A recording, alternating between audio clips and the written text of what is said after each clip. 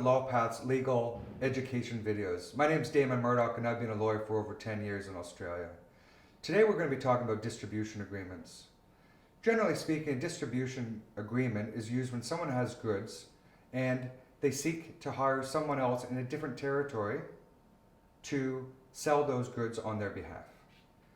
A lot of times as you're growing as a startup or as a small SME, you don't have the resources to go everywhere. You don't have people on the ground to go everywhere for you. So a lot of times you grow your business using a distribution agreement.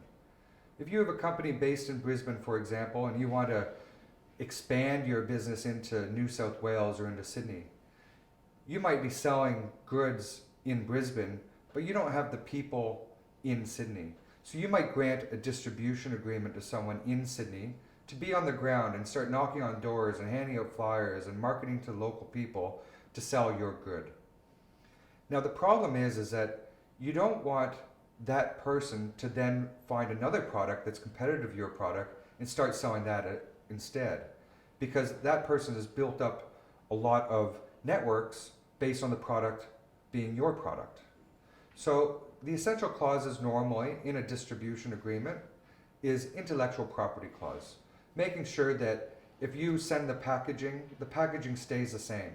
They're not tampering with your brand, they're not tampering with your trademark, they're not tampering with your ingredients. The other thing that's important is to make sure you have a minimum sales requirement. That is if you're going to give a territory to somebody to sell your goods, you want to be able to terminate that agreement if the distributor is not selling the amount of goods that you thought they would. This is because you want to find someone else to be able to sell the goods on your behalf. And therefore you put a minimum sales target into the agreement that says you must sell this much. And if you do not, it gives us a right to terminate the agreement.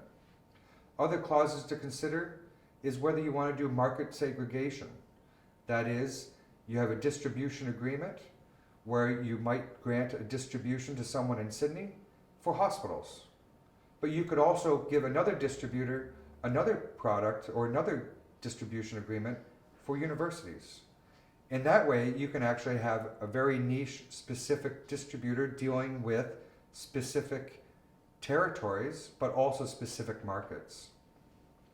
For more information about distribution agreements, subscribe below to our YouTube channel. Also feel free to visit our website, www.lawpath.com.au. And I'll see you next time.